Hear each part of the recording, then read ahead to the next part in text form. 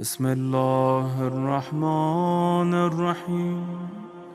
اب کیونکہ ماہ رمضان ختم ہوا تو برکت کے لیے کہ بلا شک یہ جو دین باقی ہے امام حسین اور باقی ائمہ کی قربانی کی وجہ سے باقی ہے، یہ چیز ہمیشہ ذہن میں رہے، اور یہ بھی ذہن میں رہے کہ ائمہ علیہم الصلوۃ والسلام کی کسی بھی چیز کا کسی بھی فرد سے کوئی مقایسہ نہیں۔ اس سلسلے میں برکت کے لیے توسل کرتے ہیں امام حسین علیہ السلام کی خدمت اقدس میں کہ یا امام حسین، آپ اور آپ کے اجداد کی وجہ سے دین باقی ہے، اور اس نشست کو باقاعدہ ماہ رمضان کے بعد جو ہم شروع کر رہے ہیں وہ آپ کی زیارت سے اور آپ کی خدمت اقدس میں سلام پیش کرنے کے بعد شروع کرتے ہیں۔ السلام علی الحسین وعلی علی ابن الحسین وعلی اولاد الحسین وعلی اصحاب الحسین۔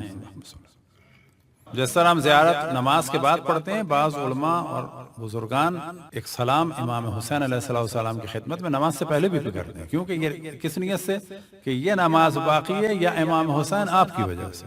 معصومین علیہ السلام کی زیارت کے بارے میں ایک دو چیزیں بیان کرتے ہیں، اور کوشش ہماری یہ ہوتی ہے کہ جو سب کے لیے ذرا ایک آسان ہو۔ جب میں گیا پہلی دفعہ قم، البتہ قم ایک دفعہ ہم گئے تھے، جنگ کا زمانہ تھا، وہ ایک بالکل الگ موضوع تھا، اور اس زمانے میں ایڈمیشن وغیرہ بھی نہیں ہو رہے تھے۔ پھر ہم واپس آ گئے تھے اور پھر کراچی میں پڑھے، پھر اس کے بعد نومبر 88 میں باقاعدہ ایڈمیشن ہو گیا تھا۔ تو اس وقت کراچی میں آیت اللہ العظمیٰ بہجت کے صاحبزادے تھے، آغا محمد بہجت، اور آغا مفتی شیعہ کے صاحبزادے تھے آغا تقی بہجت، اور تقی مفتی شیعہ۔ اور کہیں بھی آنا جانا ہوتا تھا تو اتفاق سے میں ان کو لے جاتا تھا شاپنگ کے لیے، کسی سے ملنے کے لیے۔ تو اسی دوران کتابیں آئی تھیں آیت اللہ العظمیٰ خوئی کی جانب سے کراچی، اور ان کے ایک وکیل تھے آغا یوسف نفسی کے اللہ ان کے درجات بلند فرمائے، انہوں نے وہ کتابیں تحفے میں دی تھیں ان دونوں کو کہ اپنے والدوں کو، اپنے والدین کو، اپنے دونوں والدوں کو پہنچا دیں، یعنی کس کو؟ آیت اللہ العظمیٰ بہجت کو اور آیت اللہ العظمیٰ مفتی شیعہ کو۔ مفتی شیعہ جو ہے وہ ایک فیملی نیم ہے، اور آیت اللہ مفتی شیعہ ایک مرجے گزرے ہیں، اور ہم نے امامہ انہی سے پہنا تھا۔ اور وجہ یہ تھی کہ سب سے پہلے ان دو حضرات ہی سے ہماری آشنائی ہوئی تھی، ایک آیت اللہ العظمیٰ بہجت، ایک آیت اللہ العظمیٰ مفتی شیعہ۔ اور وجہ کیا تھی؟ وجہ یہ تھی کہ ان دونوں کے صاحبزادوں نے وہ والی کتابیں ہمارے ذریعے سے بھجوائی تھیں، دونوں نے اپنے والدوں کو۔ تو اب تک مجھے یاد ہے کہ جب ہم نے بیل بجائی تو آیت اللہ العظمیٰ بہجت تشریف لائے، اور اس وقت ان کا اصول کا درس چل رہا تھا گھر میں، اور بہت ہی انہوں نے اظہار محبت فرمایا۔ وہ کتابیں میں نے ایک جانب رکھیں، اور انہوں نے فرمایا کہ انشاءاللہ بعداً تشریف بھی آ رہی، یعنی انشاءاللہ بعد میں آئیں تو ساتھ چائے پئیں گے، اسی طرح سے۔ لیکن ہمیں نہیں معلوم تھا کہ یہ کون ہے۔ یہ بالکل ایسا ہے جیسے کہ کوئی اسٹوڈنٹ ہو، فرض کریں بزنس کا، لیکن اس کو یہ نہ معلوم ہو کہ یہ مل رہا ہے مثال کے طور پر کس سے؟ بل گیٹس سے، یا آئی ٹی کا ہو اور وہ مل رہا ہو بل گیٹس سے، اس کو معلوم ہی نہیں ہے۔ تو ہمارے لیے واقعاً تقریباً یہی مثال تھی۔ یا مثال کے طور پہ کوئی آن لائن بزنس کرتا اور اس کی ملاقات ہو رہی ہو کس سے؟ جس کا امیزون کا ہے، اس کو پتہ ہی نہ ہو میں کس سے مل رہا ہوں۔ ہمارا بھی آنا یہی عالم تھا، ہمیں پتہ ہی نہیں تھا کہ یہ ہے کون، یعنی صحیح معنی میں یہ پتہ تھا کہ ان کے والد ہیں اور ایک عالم دین ہے، لیکن یہ نہیں پتا تھا کہ مثلا ان کا کیا مقام ہے، وہ ابھی بھی نہیں پتا۔ پھر ہم آگے مفتی شیعہ کے گئے، تو پھر ہماری روش یہ تھی کہ آیت اللہ العظمیٰ بہجت سے بھی، آیت اللہ العظمیٰ مفتی شیعہ سے بھی، اور بہت سارے علماء سے، آیت اللہ العظمیٰ مرشی نجفی سے، آیت اللہ العظمیٰ عراقی سے، آیت اللہ محسنی ملائری سے، اسی طرح بہت سارے علماء سے ہم ایک سوال کرتے تھے کہ واجبات کے بعد، یعنی انجام دینے کے بعد اور محرمات سے بچنے کے بعد کون سا عمل ایسا ہے کہ جو سب سے زیادہ معرفت خداوند تبارک و تعالی و معصومین و قرب خداوند تبارک و تعالی و قرب معصومین کا سبب؟ آپ کو تعجب ہوگا، سب کا ایک ہی جواب تھا، البتہ واجبات کے بعد، محرمات سے بچنے کے بعد سب کا ایک ہی جواب تھا کہ زیارت جامع کبیرہ کہ جو امام علی نقی علیہ السلام کی تعلیم کردہ ہے، اور زیارت عاشورہ۔ اور یہی نصیحت سید رشتی کو تھی، یہ واقعہ موجود ہے مفاتیح الجنان میں، کہ جب وہ ایک دفعہ سفر زیارت میں برف میں پھنس گئے ترک علاقے میں، اور امام سے توسل کیا تو ایک ایسا ماحول بن گیا ان کے لیے کہ موسم بہت اچھا ہے، اور باغ میں ایک صاحب ہیں کہ جو کچھ کام کر رہے ہیں، تو پتہ چلا کہ وہ امام زمان علیہ السلام سے ملے، اور بعد میں ان کو احساس ہوا تو امام نے جو نصیحتیں فرمائی تھیں کہ تم کیوں توجہ نہیں دیتے اور کیوں کوتاہی یعنی نظر انداز کرتے ہو اور کیوں نہیں پڑھتے زیارت جامعہ، اور پھر فرمایا جامعہ جامعہ جامعہ، اور تم کیوں نہیں پڑھتے زیارت عاشورہ عاشورہ عاشورہ عاشورہ۔ وجہ یہ ہے کہ ان زیارات کے ذریعے سے معصومین کے فضائل سے آشنائی ہوتی ہے، اور ان کے ذریعے سے ایک کنیکشن ہوتا ہے معصومین علیہم الصلوۃ والسلام سے۔ ہمیں یاد ہے کہ ہم جب خوانسار میں تھے اور ہمارے ایک دوست تھے آغا خاور، اور ہم اور وہ گئے تھے آیت اللہ صلوات پڑھنے پر محمد والے محمد، آیت اللہ سید عبد الحسین طیب سے، کیونکہ ان کو آیت اللہ طیب کہا جاتا ہے، تو عبد الحسین عام طور پہ جو ہے وہ اتنا ان کا ذکر نہیں ہوتا۔ آیت اللہ علیہ سید عبد الحسین طیب کی ایک تفسیر ہے اطیب البیان، اور ایک عقائدی کتاب ہے کلم الطیب۔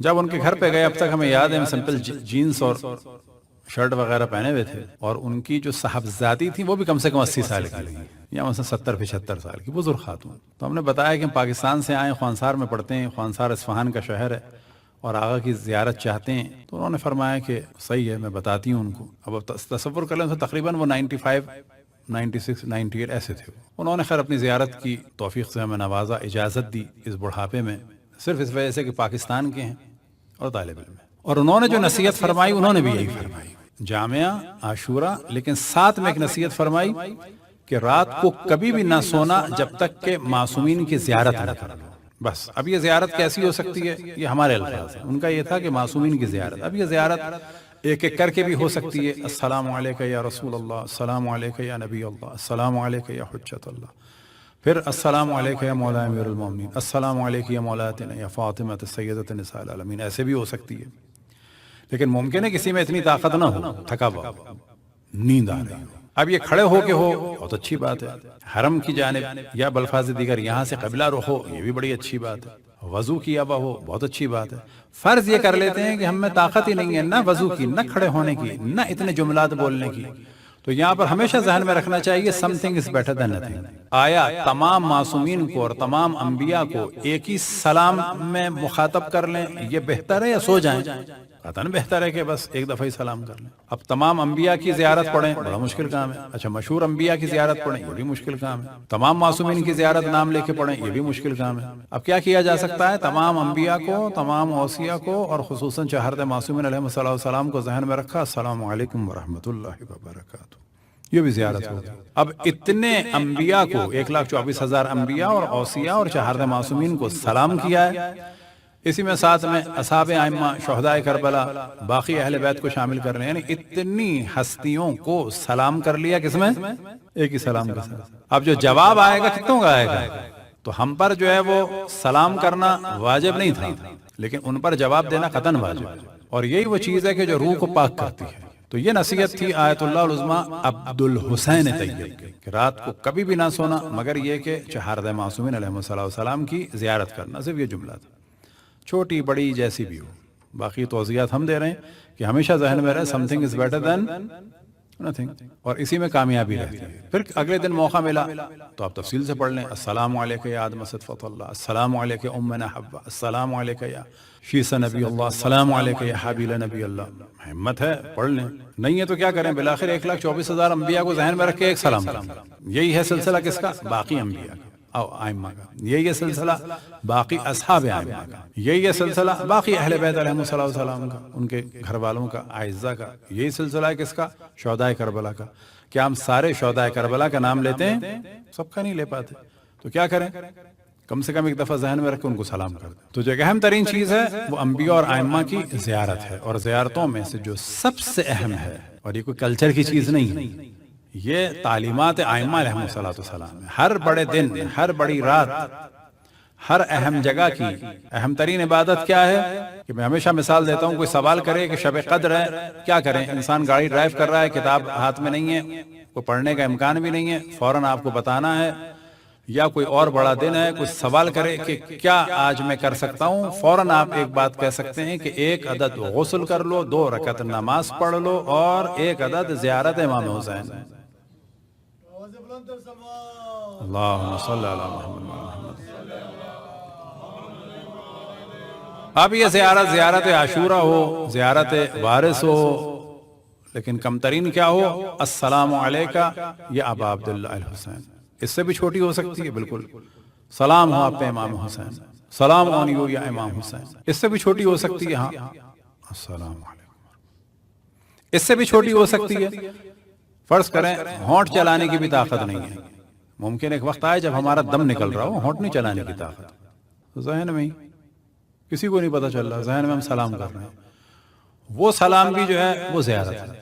بعض دفعہ جب نیند اتنی شدید ہو کہ ہونٹ بھی چلانے کا امکان نہ ہو تو اس وقت بھی ذہن میں رکھیں something is better than nothing، بظاہر آپ کا منہ کھلا ہوا ہے لیکن آپ دل میں ان کو سلام کر رہے ہیں، یہ خود ایک زیارت ہے۔ صلوات پڑھیں بر محمد و آل محمد۔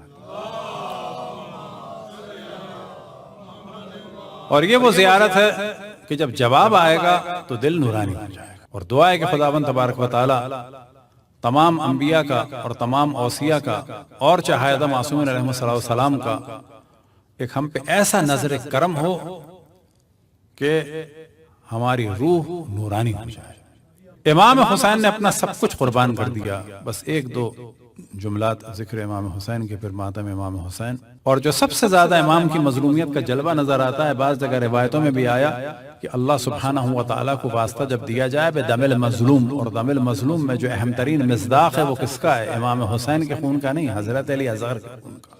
اور امام حسین نے اپنا سب کچھ قربان کیا، لیکن جو سب سے بڑی قربانی کا جلوہ نظر آتا ہے وہ اس وقت نظر آتا ہے کہ جب جناب حضرت علی اصغر کے تیر لگا۔ امام حسین نے مختلف شہداء کے جنازوں کو اٹھایا، لیکن جو ایک جنازہ جو وزن میں سب سے کم تھا لیکن اس کا اٹھانا شاید سب سے زیادہ مشکل تھا، وہ جنازہ تھا جناب حضرت علی اصغر کا۔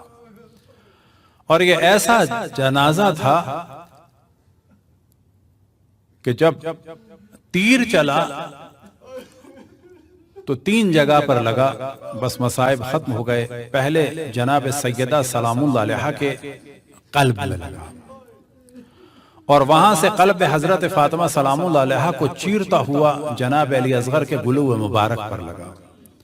مقاتل میں بیان ہوا فَخَذُّ بِهَا الطِّفْلُ مِنَ الْأُذْنِ إِلَى الْأُذْنِ کہ بچہ باپ کی آغوش میں اس کان سے لے کے اس کان تک ذبح ہو گیا، اور بعد میں جا کے وہ تیر امام حسین کے بازو میں لگ گیا، اور رن میں ایک ندا بلند ہوئی، اِنَّا لِلَّهِ وَإِنَّا إِلَيْهِ رَاجِعُونَ رَضًا بِقَضَائِهِ وَتَسْلِيمًا لِأَمْرِهِ اِنَّا لِلَّهِ وَإِنَّا إِلَيْهِ رَاجِعُونَ۔ ماتم حسین۔